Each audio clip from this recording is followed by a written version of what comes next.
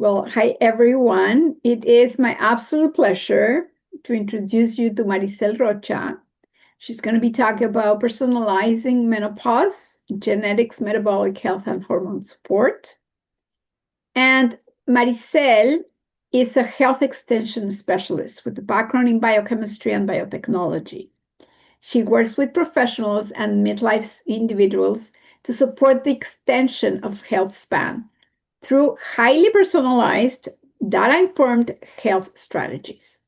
Her work integrates functional testing, including genetic, epigenetic, microbiome, and conventional laboratory biomarkers, alongside wearable data such as continuous glucose monitoring.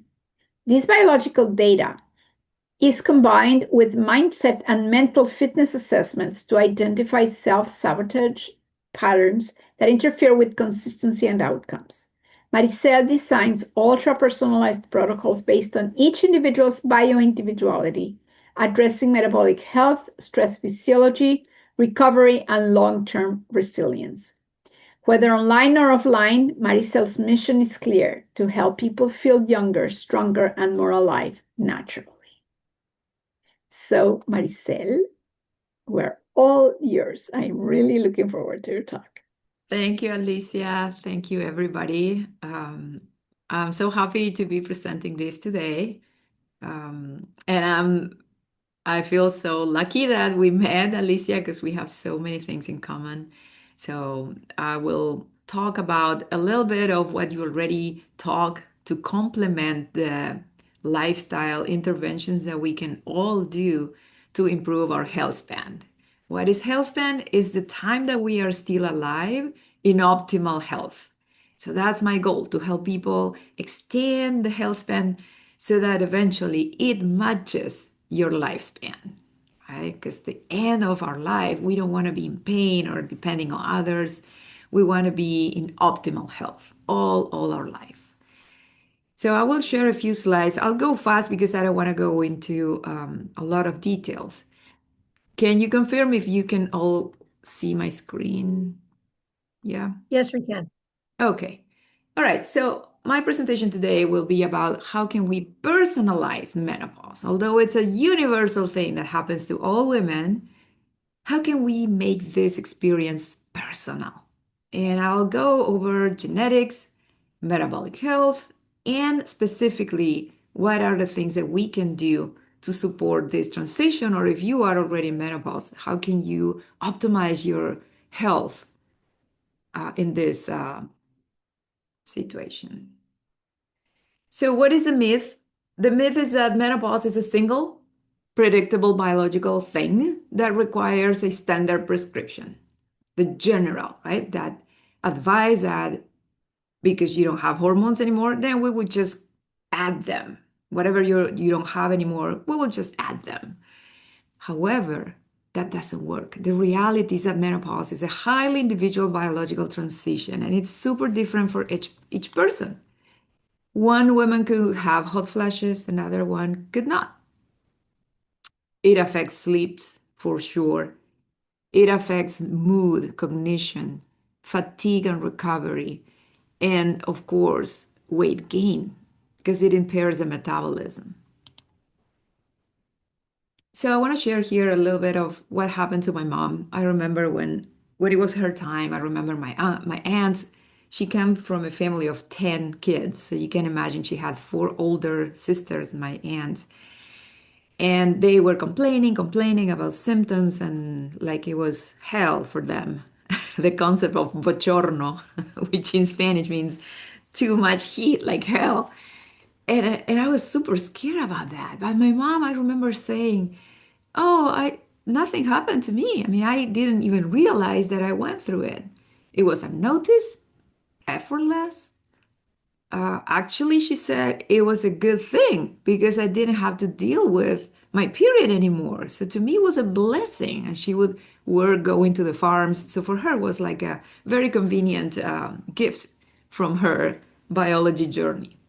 And she didn't know intervention. So she didn't take hormonal replacement therapy, nothing.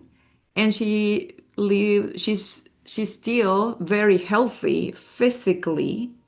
However, she's diagnosed with dementia, and sometimes she's lucid, sometimes she's not. And as Alicia shared in the previous presentation, that's another thing we have in common, mom with dementia. I'm doing everything I can so that I don't end up like her. Why? Because she did everything right, the food, the sleep, the activity, but she didn't know how to cope with stress. She is still a very anxious person. So to me, stress management is crucial. So here's my experience. I remember having hot flashes at the beginning, and this is about 2 years ago, where I thought that I had a fever. And I would run to the thermometer and take the temperature. I was like, no, you don't have a fever. So what could be this, right? What is it? Until I learned that they were hot flashes, or at night I was like super cold and covered, and then super hot and covered, and then super hot. It's like a yo-yo situation where I could never feel, at ease. And then I also discovered that every time I had a dessert, like sweet treat or here and there, that night I would have a problem at falling asleep or waking up sweating or having hot flashes. So my intervention, and because I'm all about lifestyle interventions, I start doing more exercise. I start using a glucose monitor to track my sugar. And I also start paying attention to my sleep stages. And I'm going to go into more details later. But bottom line, am I free of all symptoms? No, I'm still having hot flashes here and there. But now I know what is triggering them.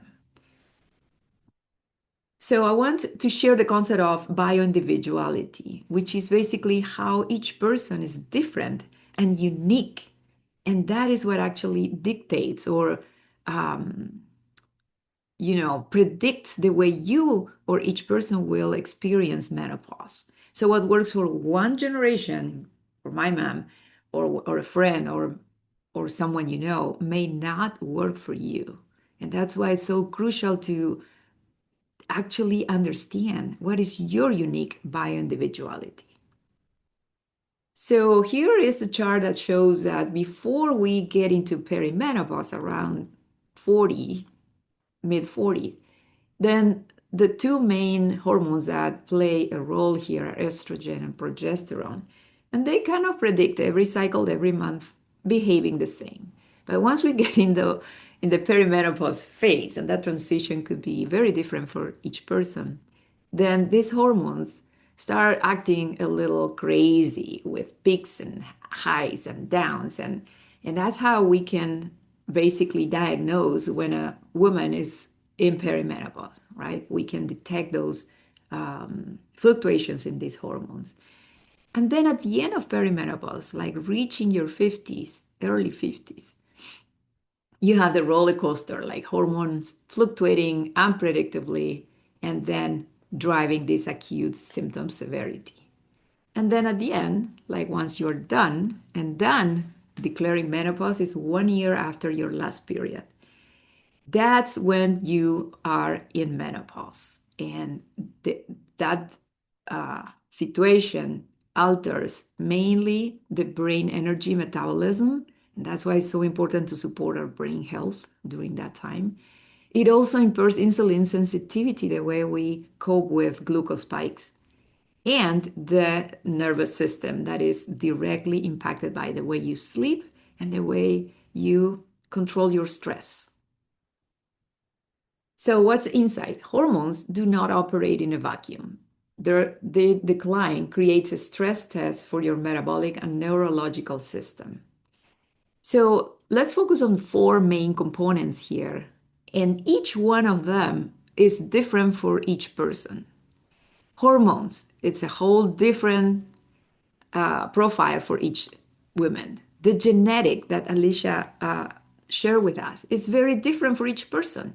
Unless you are genetically identical and you have a twin, then all women are different. We can say that.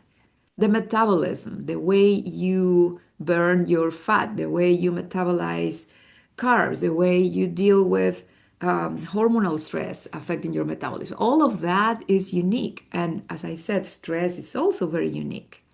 So the result of this combination of four factors in each person results even in a more deeper level of bio-individuality. Estrogen and progesterone, it's not that they just control the sexual part, fertility, reproductive function. They also play a major role in our metabolism, especially in the brain and also in the stress response. So here is how we, to put this simple, why it's important to learn this from your genetics, as Alicia shared. Well, the genetic blueprint dictates how we process, how we clearance. It's a way that our system get rid of unnecessary estrogen. And why is this important? Well, because if we don't have this system working properly, you don't want things to be accumulating in your system so that you have to deal with more detoxification or inflammation at the end. So that's why this is crucial at the time of deciding if you are a good or bad candidate for hormonal replacement therapy, especially in this detoxification path, the phase one and the phase two. I'm not going to go into details about which gene does what, but in general, we have to know your genetics so that we can understand if, for example, if you're having if it's really hard for you to lose weight, which is one of the most common situation for women in menopause, it's important to learn if you have this SNP, if you have a variation that is affecting the way you are converting and producing your own estrogens in your body. Why? Because if you, let's say, have a high rate of producing androgen like inside your body, and on top of that, you are adding more, of course, it's going to be not a good ideal situation for you, right? So that's why it's very important. And the more fat tissue we have, the more estrogen we will convert depending on what your genetic is. This hits home because I have this SNP that is not really good in detoxifying estrogen. So when you have those genes, like this is the one that I have, it could be risky because it's not flowing, it's not working at the same speed that I am ingesting. Let's say I take hormonal replacements, then it's going to be a accumulation of toxicity because my body doesn't have the tools, the genetic tools to get rid of the unnecessary estrogens. And then COMT is another enzyme that is involved here. And it's important to know if you have a slow version, a fast version, because it's also impaired in the detoxification process. So basically, what I'm saying here is that generic model, or what we used to hear all the time, is that if you have symptoms, you need to get a prescription. And now we know that it depends, right? It depends. It depends on what? This is the precision model. Depends on your symptoms, of course, how you present. Is it affecting your sleep? Is it affecting your mood? Is it affecting your gain weight? Then genetic screen is super important to know if you have the tools, if you are equipped to deal with that. The metabolic state assessment is also very important. How is your lipid profile? How is your cardiovascular system? Because once we get into menopause, we lose the protection of estrogens in our cardiovascular health. So until we get there, we had that advantage over men. But once we are here, it's the same, right? Like before I used to say, oh, I can afford to eat the skin of the chicken with my husband. I have, my hormones are protecting me. Now, no more. Now, no more because we're equal. And that brings us into the concept of personalized strategy. So we actually stop from using generic advice to become a really more specific intervention design. Um, Also, we need to pay attention to the risk. And depending on the genes, the SNPs that you have, you could be at a high risk or at a low risk. So that's why it's so important to map your genes. In the decision of HRT, I'll go fast because Alicia already went through this.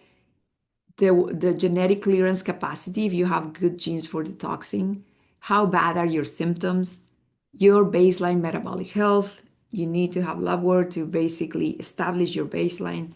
And then, of course, the personal and family risk factors. What's happening in your family that could be showing you trends. I'll share my personal application after reviewing my genetic profile.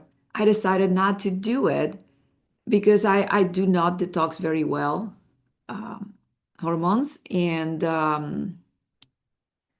but it's a personal decision. There's no universal answer. As I said, precision medicine means choosing the intervention that your specific biology can safely process. The metabolic connection.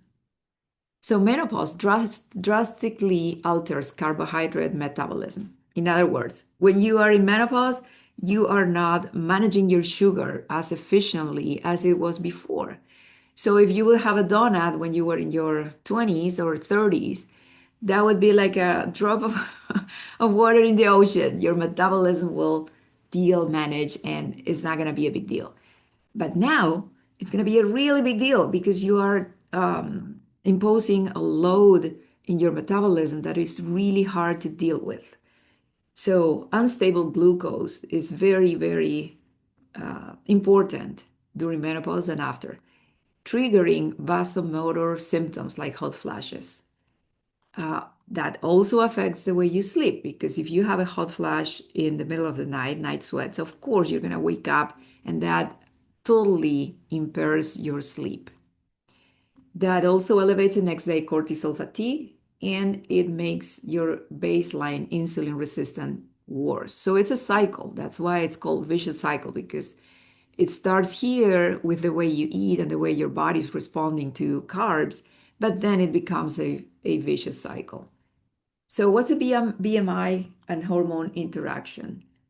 The bigger, the higher our BMI is, the harder it is to deal with this transition. So that's why it's very important to be aware of your weight and basically your BMI, but not just the number, because two people could have the same BMI and one be totally lots of muscles and the other one lots of fat, right? You need to understand the fat that you have in your body. And the leaner, the better.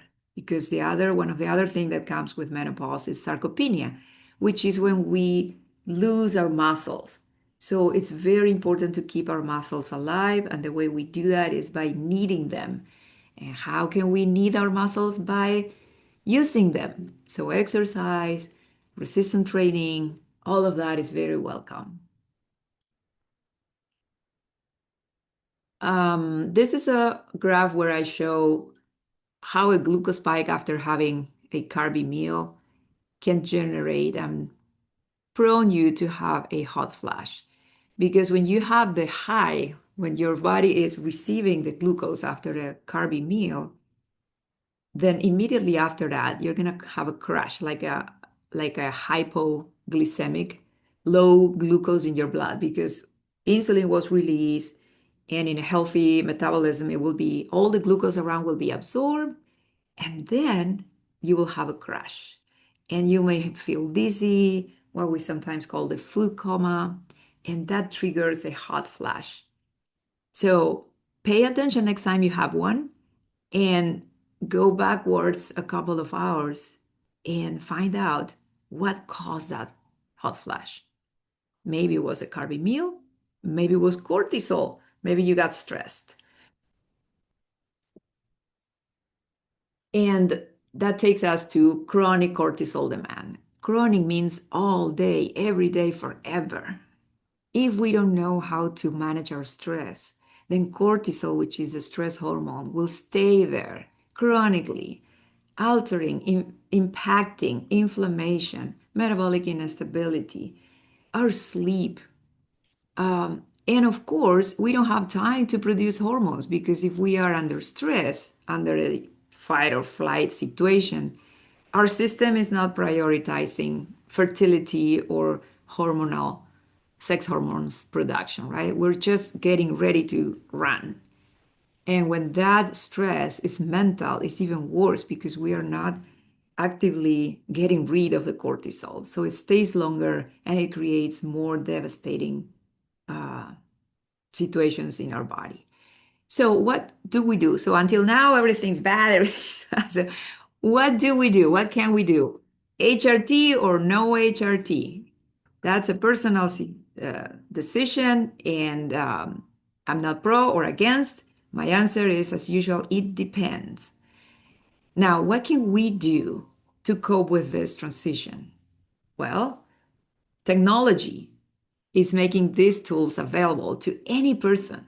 We can use biosensors, such as continuous glucose monitors, so we can track how our body is processing the carbs that we are eating, and every person is different, and each person is different as well, depending on the time that you are doing this. So the same woman in perimenopause will show different behaviors in her glucose management compared to the same person in the future as a menopausal woman. Why? Because hormones are changing and hormones impact metabolism, a big deal. So get a biosensor. They are over the counter here in US. So you can track how your glucose is moving throughout the day. The other things that I like to track is heart rate variability monitors, and they come in Apple Watch, or you can use a Fitbit or a Ring. It's important to learn these parameters because they show you trends on how your system is responding to stress, how is it responding to real-time situations that will assure you if you are ready for the next thing. It's like this I see it as my ready. I play tennis, so this is a sensor that measures how ready I'm gonna be for the next ball that comes to me. So that to me, that's the analogy I use for heart rate variability. And the higher the number, the better, the more ready I'll be for whatever life throws to me, right? And when I see that I don't have my tennis or I stop doing my physical activities, I see a trend that number goes down. So in order to keep it high for me, I have to do more cardio. I have to make sure I have my 10,000 steps per day, and that I sleep well. Those are the things that affect me. But each person is different, right? That's why it's so important to track and try to improve that. And then sleep trackers. This is also very important because we need to analyze the sleep stages. And for us in menopausal phase, it's very important to track the deep sleep stage and also the REM because cognitive decline is attached to menopause. So we want to prevent, and this is a very simple way that we can tweak lifestyle interventions and improve the amount and the quality of time that you are in those phases each night. So, summarizing the 4 pillars of biological personalization, your nutrition, and check how you respond to glucose stability. Physical activity to preserve your muscles and prevent sarcopenia. Nervous system, learn something that you love to do and that calms you down, stress regulation practices. And then your sleep. Menopause is not the end of reproductive hormones. It's a crucial, critical opportunity to optimize metabolic health and build physical resilience. That way, we can extend our health span and secure long-term longevity. So the message here, and totally in alignment with Alicia, become the CEO of your own health.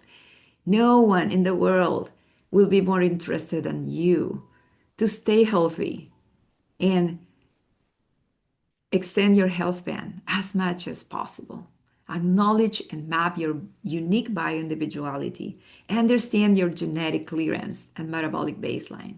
Use biosensor, use technology. Identify your unique physiological triggers, and then build a personalized protocol based on data, not just on guesswork. Step into the role of the informed leader of your own health. And because stress is a big deal in all this presentation, my gift for you is a guide that will help you understand how cortisol plays a role in your metabolism and how, in simple ways, we can improve that. So that's going to be my gift, and I'm going to put that in the chat.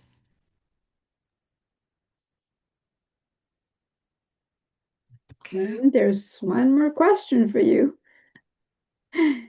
If there's one mindset shift you wish every woman understood about menopause, what would it be? Take ownership of your own health. Become the CEO of your health span and longevity. Once you get that, I believe that you're not going to just accept, you're not going to just become a victim of a trend or the next influencer, right? Once you take ownership of your health and your responsibility in optimizing it, then you're going to find your own way. Don't let other people take you to a route that was not designed specifically for you at that moment. Thank you so much. This was so amazing. Yeah, I totally agree with you in every single thing you said. I mean, we overlap quite a bit in what we do, although it's different. I have worked with Maricel, by the way, I've worked with Maricel, and she's an amazing coach. Um, but again, the world has changed. So take advantage of, oh, now I can actually monitor myself. I can see myself, I can see what's happening with my glucose. I can see what's happening with my sleep. Like technology has changed so much. Take advantage of it, Mhm. right? Hmm. Does anybody have any questions or any comments? Here we have Deb, Liliana, Marina, Lauren, Erin, Cindy. Any comments, any questions for Maricel?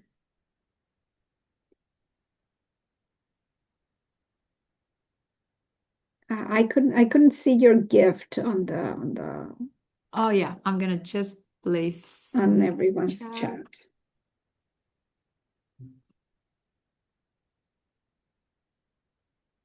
So I have a question for you because it's funny how um, I love the skin of chicken. I am a fan of it, and I get it that that's my saturated fat.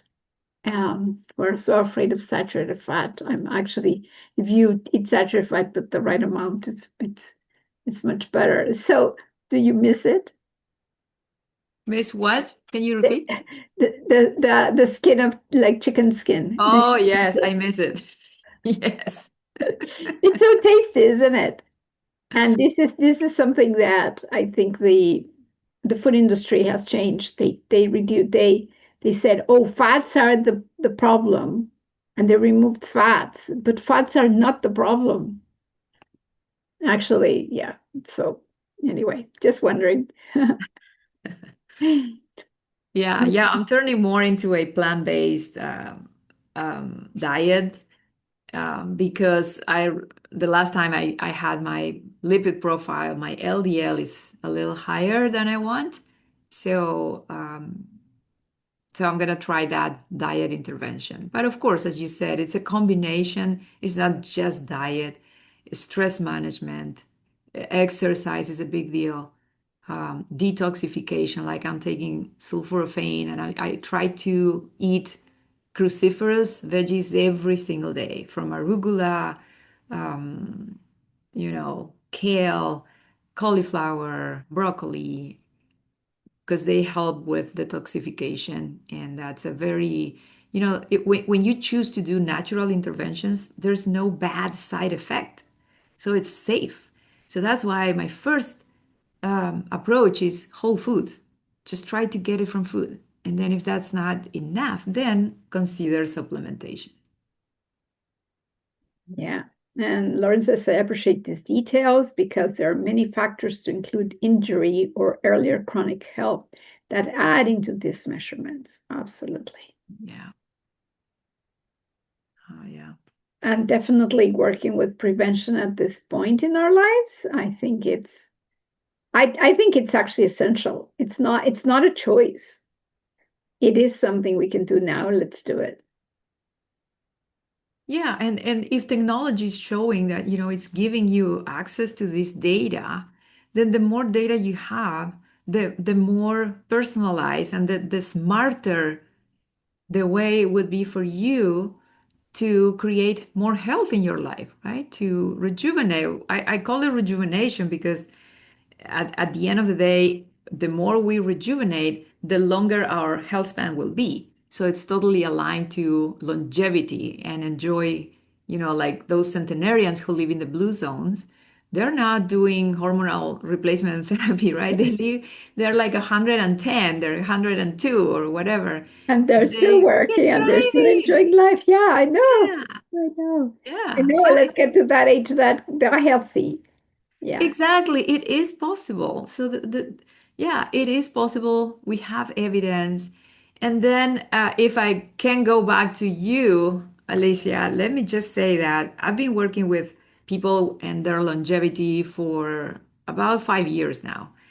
I've never seen a pace of aging like yours before.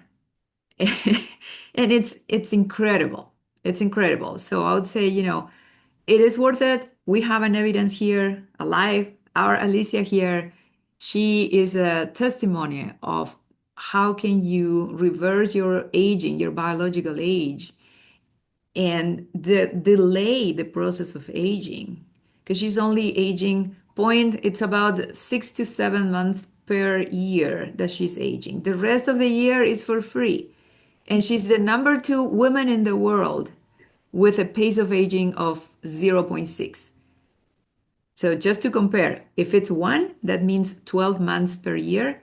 Alicia's pace of aging is zero point 0.6. There's only one other woman in the world with zero point 0.5 that is better than hers. Mine is zero point 0.7, which is really good as well. It's very good. It's very, very But good. Yeah. yeah, and I'm also 10 years younger, my biological age. But it is possible. How can we make this possible? Well, become the CEO of your health. Find your data and find your own unique way to rejuvenate so that you can live longer in a healthier body, that represents and allows you to think clearly, to make good decisions, allow you to move independently and do and chase after your grandkids and, don't get tired when you climb stairs, things like that. So invest because health is wealth. If you don't have health, I If you don't know don't have what is. health, you don't have anything. Yeah. And the longer you can be, like the longer you can be healthier, the better for you and for the people that love you. Like, I saw my parents how bad their last years were, and I'm like, no, thank you. I love you, but no, thank you. Like we can prevent, and as we have said, there's many factors. It's not just one. But the good news, Maricel, is that women don't need to suffer through menopausal symptoms. Mm, they exactly. they can overcome them, they can overrun them, and they're not forever either. Like they're not. To me, menopause is a wisdom. It's more wisdom in my life Mm, than anything else. I don't know you, but yeah, I feel wiser. thank you. I All love right. Well, Uh, I actually deal with people sometimes that are in their 80s. And I have someone who's now in a rehab center, and she claims she's getting hot flashes still in her 80s. Is that even a possibility biological?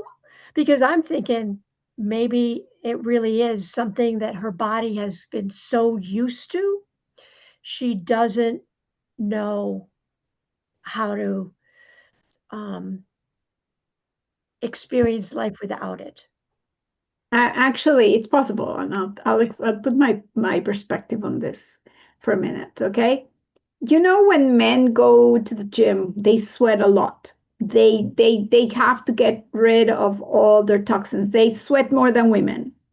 Usually they actually smell worse than women as well. When we are in our reproductive age, every month we pay our payment. I say we pay our monthly bill. We get our menses. That's a way of cleansing. That's a way of getting rid of toxins. Monthly, every month, we get rid of toxins as women. Men don't have that. So the way they do that is they sweat. They increase their temperature, they sweat. Once women get into menopause, they stop doing their monthly payment. So they stop their menses. So they need to raise the body temperature to get rid of toxins. For somebody that when they're 80 still are having hot flashes, basically this translates to me as she has too much toxicity in her body, and this is a way of her body getting rid of them in a natural way. What do you think, Maricel? Yes, that's totally supported by evidence. That's why saunas are so important because when you are in a sauna, your body's getting rid of toxicities through the sweat, right? And it's improving your system, it's clearing, it's so important. If you have access to one, I will totally recommend that. And yes, I agree. You can have hot flashes all your life. It's not something that is tightly related to just the middle age um, area of your life. And I was gonna say, oh yeah, the other part is the brain hygiene. Like if it's a that's why it's a cycle, right? It's a vicious cycle. But what's one of the things that could help with reducing those night sweats is sleeping well. Why? Because when we don't have enough time in deep sleep, we don't clear the waste of the metabolism in our brain. And that stays there. And that even makes the hot flashes worse. So, what comes first, the egg or the chicken here? Well, first I would start with the sleep hygiene and make sure that you have good, decent, at least, depending on the age, I would say 1 hour to 1 hour and a half of deep sleep stage per night, so that you are making sure that the waste of the metabolism is processed in a proper way. If you don't have that, it's really hard to deal with hot flashes.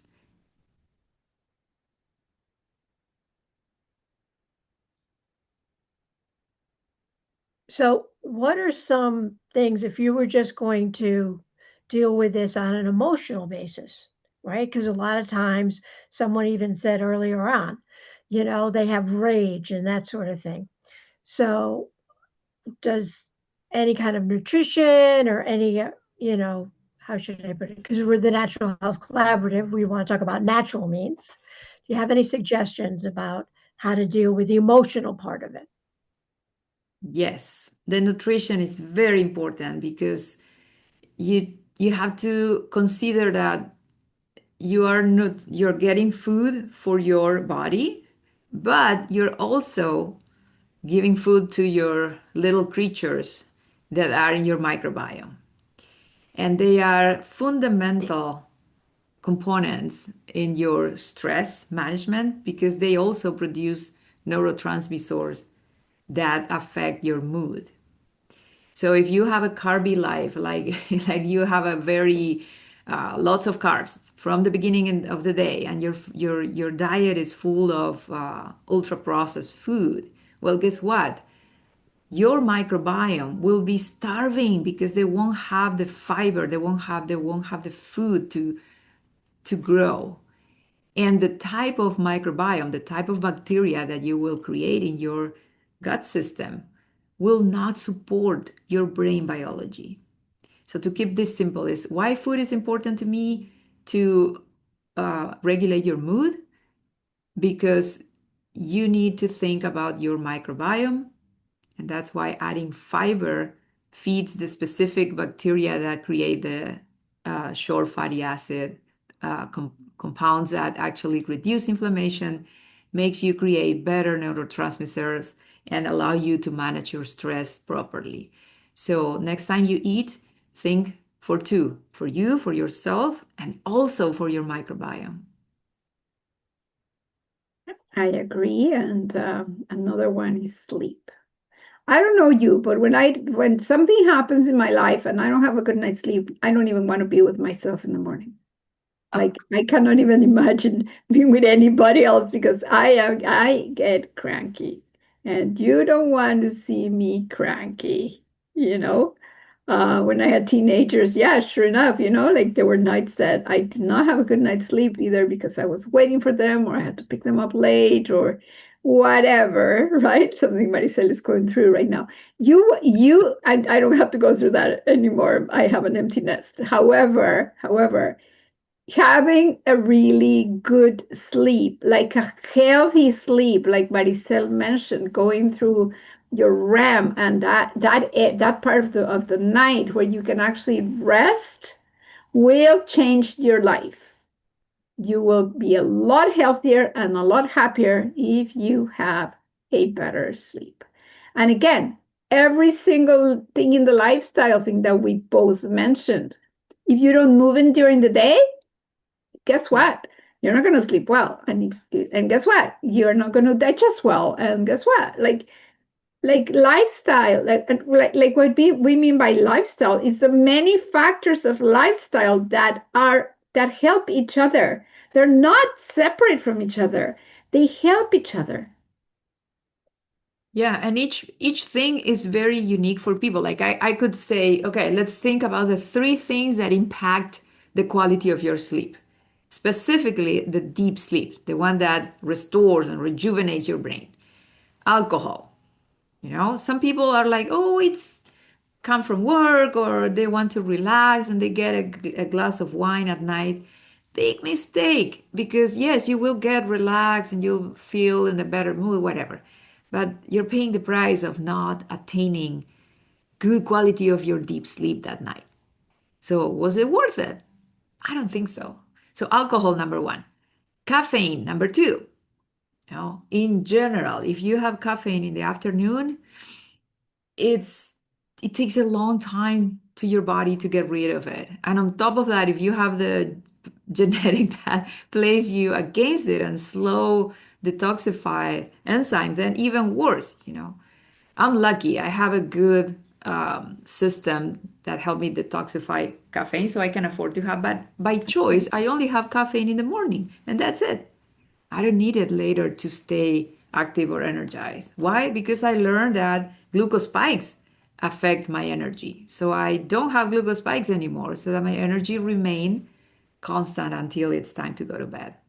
That was number two. And number three, we said alcohol, we talk about caffeine, exercise. That's the other one. Because endorphins, when you exercise late at night, and it just happened to me yesterday. I went to the gym and I had this training thing and I was so happy and all my endorphins were like amazing. And then I felt amazing and I went to bed and I still felt amazing. I was like, man, it's time to go to bed right now. And yeah, it could affect your sleep. So make sure you do your physical activities, earlier in the day and keep it moving. Like you said, Alicia, it's not about just do everything in 1 hour in the morning and then forget about movement. No, have a little snacks of movement throughout the day. Studies have shown that it's better to have snacks than the whole thing in the morning and then nothing. So those would be three interventions for sleep that I would recommend to anybody. But of course, each person is different. So try them. And if you still have challenges in sleep and the energy and your mood, then, explore other areas.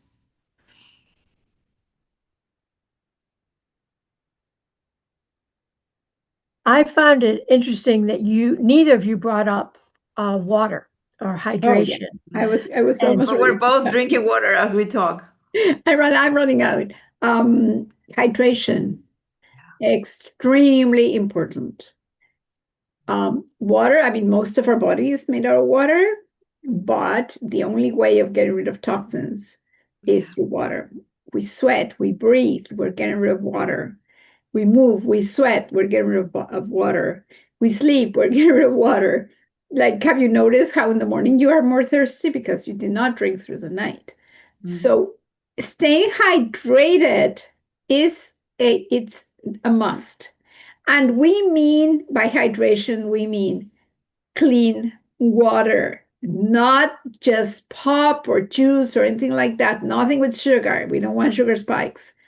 Clear water. If you don't like it, some people's like, I don't like water.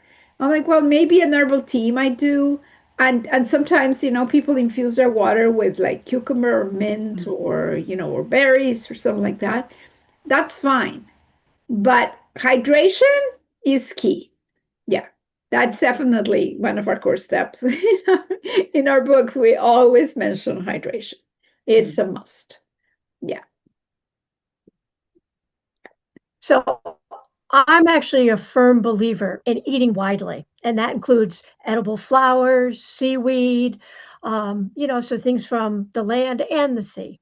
And I'm lucky because I grow a lot of my own herbs and vegetables and things like that. What do you suggest would be the best kind of varietal things, maybe a particular mushroom or something like that, that helps with the symptoms of menopause?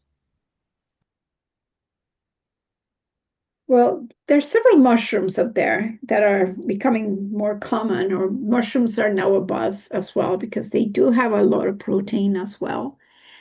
Um, Actually, mushrooms are not plants from the biological perspective, although people always put them as plants. They're not plants. They have become to a different group called Bingo. fungi. There are medicinal fungi. There are, edible fungi. There's fungi that you should not be consuming, of course. To me, a plate should be as colorful as possible, like the rainbow. A rainbow plate for me is the most important thing, and most of your plate should be vegetables. Mm. You can include mushrooms in there. You can use medicinal mushrooms if you like, for menopause, but having a colorful plate and including a lot of cruciferous vegetables that have a lot of sulforaphane in it, it's a must. I actually consume broccoli 3 times a day. So people like, why you eat all this broccoli for? I'm like, well, I have it at breakfast, lunch, and dinner. Doesn't matter. I love it. Um, but be as I don't know, like as tuned to the earth as possible. If you can grow your own food, congratulations. I cannot grow my own food, Cindy. Half my year here is really cold. I grow some food in the summer, but it's not enough. But stay tuned. If you can grow your food, oh my gosh, congratulations. I have a green tower because it's so cold here. I have a green tower, and that's where we put a lot of vegetables, and it's phenomenal. You go up, you just cut your salad, and you have a fresh salad every day. So whatever you can do to add color to your plate will be extremely important. And of course, healthy protein, healthy fats, and yes, some simple carbohydrates, but don't let the simple carbohydrates be your main meal. Because as Maricel says, you can just test your sugar spikes right there. Yeah, and I would like to add, there is a way to have them that won't give you a glucose spike. I've been wearing a glucose monitor for years now, and I know the sequence that works for me, but in general, it's like having healthy fats. So whatever you're having, like put some nuts, olive oil or avocado, healthy fats, omega-3. Then have your protein. Then make sure you have fiber because fiber protects the carb to be released right away.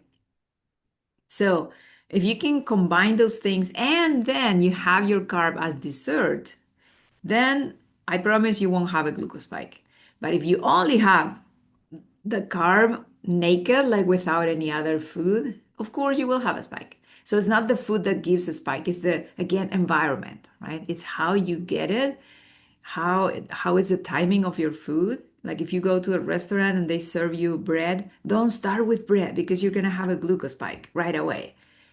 Start with your salad first. Put some apple cider vinegar or lemon or any vinegar that you may have. And then have your protein and then your healthy fat. And last, you can have your bread or dessert or something. So that way, by the time the carb is getting to your system, then the wall of your stomach and your gut, it's going to be protected so that that carb is not going to be released fastly to your bloodstream. So one of the really popular things right now on the internet is about fasting, and I think it's interesting. If you're Christian, during Lent, people think about fasting. What do you think about how intermittent fasting, or just pick any kind of fasting, affects? Okay, thinking about your epigenetic roadmap, we are able to, for example, see if intermittent fasting is for you. What type of intermittent fasting as well? I just want to compare me with my business partner because I know her really well. I know her. I said I know you a lot better than other people because we work with our genetics a lot. I am the type of person that needs to eat 3 meals a day with 5 to 6 hours between meals. So basically, like I am that type of person. My intermittent fasting, I usually have dinner. My last meal is around 6:30. By 7:30, I'm done. I don't eat anything until the next morning around 7:30. So say about 12 hour of fasting. Okay. My business partner, she has a longer fasting. She eats within a period of 8 hours. She can get up in the morning, drink water or whatever, and she does not. Her first meal is, I think, at 11, if I'm correct, more or less. And then after dinner again, that's it. She has 3 meals a day as well, but within 8 hours. So her, instead of being 12 hours, is 16 hours, her intermittent fasting window. Why is this? Because we all metabolize in different ways carbohydrates, proteins, fats, and dairy, and all that. Now, that came to mind because we used to travel quite a bit together. And in the morning, she's like, "Oh, I'm okay with a green smoothie." And I'm like, "Are you kidding me? Give me my eggs. I am Mexican. Give me my vegetables with eggs." Now, my breakfast is vegetables, and I mean vegetables. By a serving of vegetables is how much you can put in your two hands like this together. It's not a little bit, it's a lot of vegetables. So I steam my vegetables, I add one egg in there, and then I add a healthy saturated fat. And that is my perfect breakfast. I absolutely love it. 5 to 6 hours later, my physiology tells me it's time for lunch. So I have lunch. When my body tells me, it's like my husband is like, is it lunchtime? I'm like, not yet. Not yet. My stomach hasn't said that yet. But having that window of not of fasting allows your body to use everything that's old, like old food, everything, consume everything you have, and then start moving debris out of the way. Right? We can find out through the genetics that way.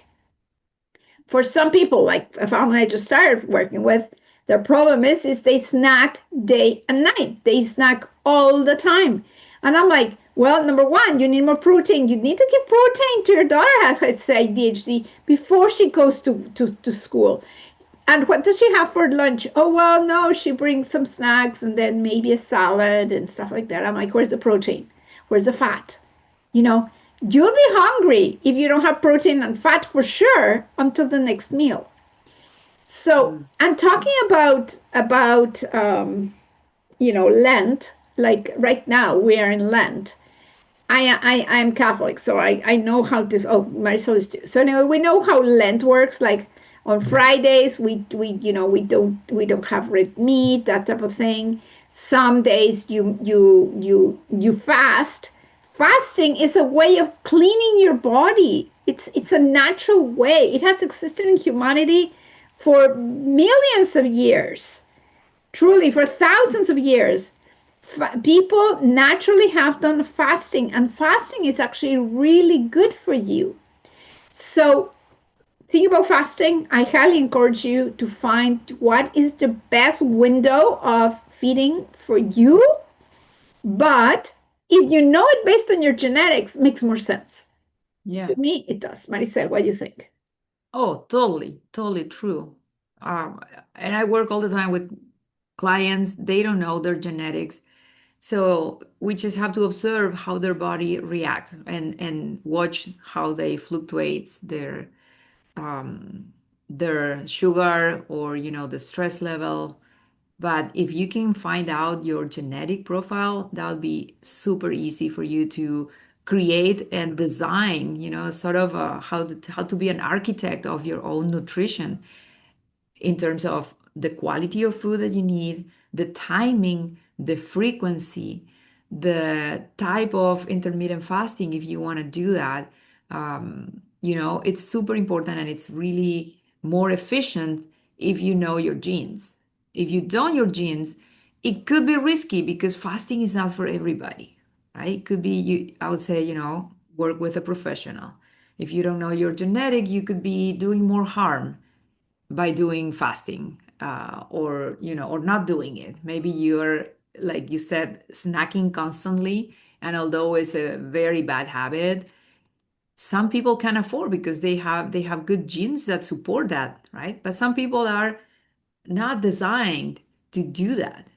And then they're snacking every hour or so, and then you see that yo-yo fluctuation in glucose, and every time we have a spike, that means insulin is being released. And if you're bombarding your pancreas, produce insulin so many times throughout the day, well, you're gonna get that poor pancreas tired, and there's gonna reach a point where it's not gonna react anymore, right? And that's the borderline when people go through insulin resistant. That is the preview for the onset of type 2 diabetes. So we have to be careful with snacking. We have to understand how our body metabolize food. And if you learn about your genes, then you get your own way of doing it, right? Until you don't know, if you don't know yet, I'll say just play safe, avoid the snacks. And if you have to have any snack, make sure they're not carby. Like, have nuts or berries or Greek yogurt or, things that are not gonna spike your sugar. I saw a question from Liliana. She's asking, can you please clarify how could stabilizing glucose level help break the cycle between insulin resistance and poor sleep? Okay, so one way we can answer this is, let's say you have a dinner, Liliana, and then it's your birthday and you have a big piece of cake and you're happy and you're celebrating, and then you go to bed. Well, that night, you're going to be asleep while you have a glucose spike. And because you're not moving, the spike is not going to be resolved within 2 hours, as if it would have happened if you had the same food in the middle of the day. When we have glucose spikes at night, because we're not moving, the time that it takes to your body to get rid of that excess of glucose is longer. So, in other words, your spike will last longer, and all the time that you are having that glucose spike, your body's creating inflammation, and it's telling your body, we need to store fat. We need to reserve this glucose for later. Let's build more fat tissue. So if you wanted to lose weight, you're confusing your system because you're telling during the day you're behaving, let's say you're fine, but then at night you're having a glucose spike that totally creates chaos in the understanding of your system of what is happening. In the body language, it means like we're going to be in starving mode, we're hibernating, so we have to not burn fat. We have to accumulate as much as possible. We are in, fat building mode. And that's what's happening when you have a glucose spike at night. So, of course, if you are digesting instead of restoring and repairing your sleep, the quality of your sleep is not going to be good. So, in order to prevent that, two things. One, eat earlier, have dinner at least 3 hours before bedtime so that digestion is not taking energy as you sleep, during your sleep. And number two, the quality of your dinner. Instead of focusing on carbs, just avoid them or have them as dessert, but make sure that that dessert is not close to bedtime.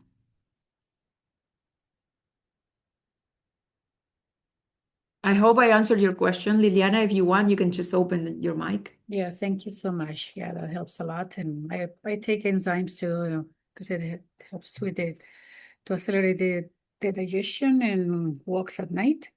But I kind of wanted to understand how that happens metabolically. But that was great. Thank you so much, Maricel. Congratulations on that. Such a great presentation. Thank you, Liliana.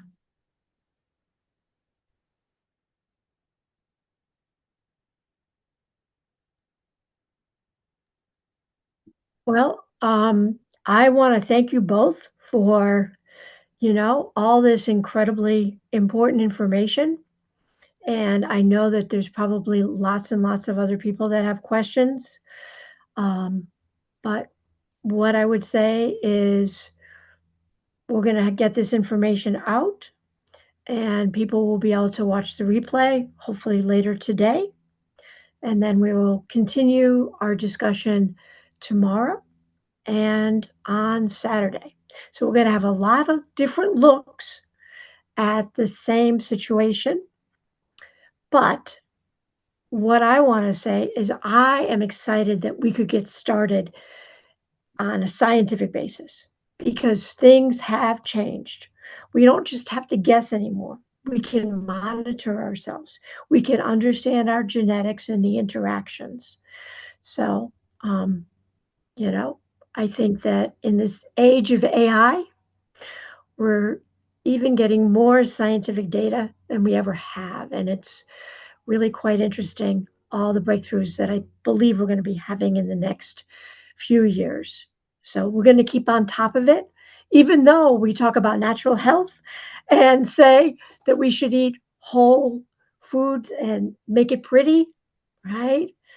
Eat those purple things and eat those red things and eat those yellow and orange and such like that. So I'm going to end the recording unless anyone else has something that they would like to add. I just want to thank you for creating this Natural Health Collaborative. It's my honor to be here, really, and I think Maricel would be able to say the same. And thank you for all you do. Thank you. Yeah, thank you so much for everything.